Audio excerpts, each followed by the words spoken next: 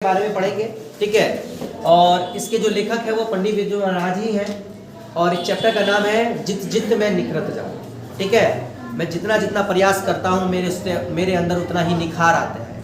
आप जितना पढ़िएगा आपके नॉलेज में उतनी ही ज़्यादा क्या होती है, बढ़ोतरी होती है, ठीक है। तो उनके क्या नाम था, मैं जित जित निखरत जाऊँ, मतलब क्या बोल रहे हैं कि जित जित मैं निखरत क्या है, निखरत हूँ। कौन है भाई इसके लेखक, क्या कहते हैं, जित जित मैं निखरत हूँ शीर्षक पाठ बिरजू महाराज पर केंद्रित है।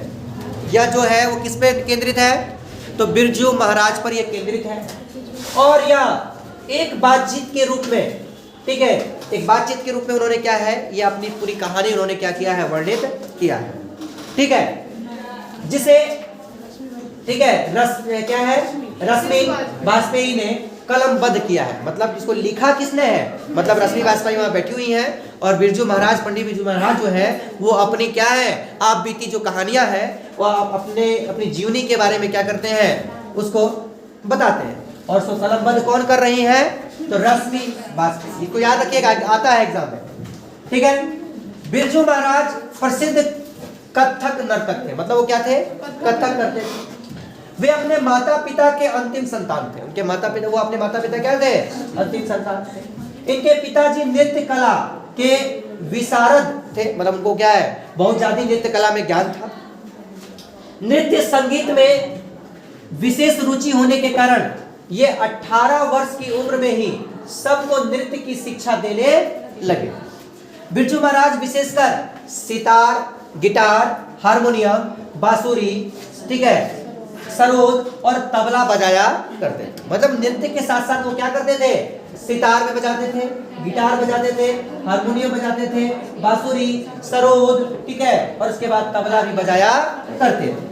जब इनकी उम्र 18 वर्ष की थी तभी इनकी शादी क्या हो चुकी थी, कर दी गई थी। कितने वर्ष में भाई, तो 18 वर्ष में कर दी गई। तो आपको ऑब्जेक्टिव पूछेगा कि बिरजू महाराज की जो शादी थी, ठीक है, वो कितने वर्ष में हुई थी, तो क्या जवाब दीजिएगा, तो 18 वर्ष में। कितने वर्ष में भाई, 18। क्या क्या बजाते थे, तो भाई तबला, हारमोनियम, गिटार, सरोद, ठीक है, तबला, ये सारी चीजें क्या करते थे, वो नृत्य के साथ साथ बजाया भी करते, ठीक।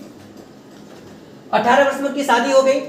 शादी कर देने से इनके ऊपर एक और भारी बोझ आ गया था, ठीक है। शादी करने पर क्या होता है भाई, पारिवारिक जिम्मेदारियां बढ़ जाती हैं, ठीक। शादी कर दी गई। शादी कर देने से इनके ऊपर एक और भारी बोझ आ गया और इनकी संगीत साधना में व्यवधान पैदा हो गया, ठीक है। कोई भी चीज है, ठीक है, आप कोई काम कर रहे हो और उस काम में क्या आपके ऊपर बहुत सारी जिम्मेदारियां आ जाए तो कुछ ना कुछ उस काम में व्यवधान तो पैदा होना स्वाभाविक बात है, ठीक है। अब वो क्या, निरंतर प्रकृति के पथ पर चलते रहे।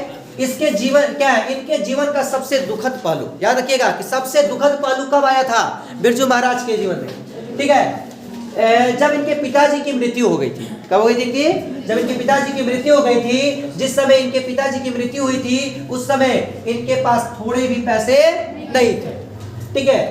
पिताजी का 10वां, अर्थात क्या है, जो हम लोग बोलते हैं क्या, काम किया जब किया जाता है तो 10वां होता है ना, तो 10 कर्म आदि के जो संस्कार थे वे कैसे किए जाए, इतने भर भी इनके पास पैसा नहीं था।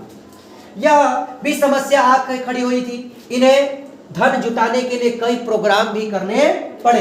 अंततः किसी प्रकार इनके द्वारा धन इकट्ठा कर पारिवारिक दायित्व की पूर्ति की गई, ठीक है, और पूर्ति कर काम क्रिया निपटाया, ठीक है, काम क्रिया क्या किया गया, निपटाया गया, ठीक। और यही बिरजू महाराज के बारे में था। आप बिरजू महाराज में क्या क्या बजाते थे, देखिए कि भाई बिरजू महाराज नृत्य की शिक्षा किसी और कब देनी शुरू हुई, ठीक है। फिर उसके बाद बिरजू महाराज कौन कौन से वाद्य बजाते थे, अपने विवाह के बारे में वे क्या बताते हैं। फिर बिरजू महाराज के जीवन में सबसे दुखद प्रसंग कब आया, इससे संबंधित कुछ क्या कीजिए, आप व्याख्या कीजिए, ठीक है। तो आप लोग बता सकते हो, ठीक। इनका जो संबंध था वो कहाँ कहाँ से था, लखनऊ और रामपुर से, ठीक है। रामपुर में इनकी बहन का क्या था, जन्म हुआ था और इनका जन्म लखनऊ में हुआ था। इसीलिए दोनों जगत से क्या करते थे, इनका गोल मेल था, ये आते जाते रहते थे, ठीक है। और इनकी माता जो थी, इनको हमेशा इनकी जो क्या है, नृत्य कला में जो निखार था, ठीक है, जो कमियां थी वो बताते थे। इनके चाचा भी इनके क्या थे, गुरु थे,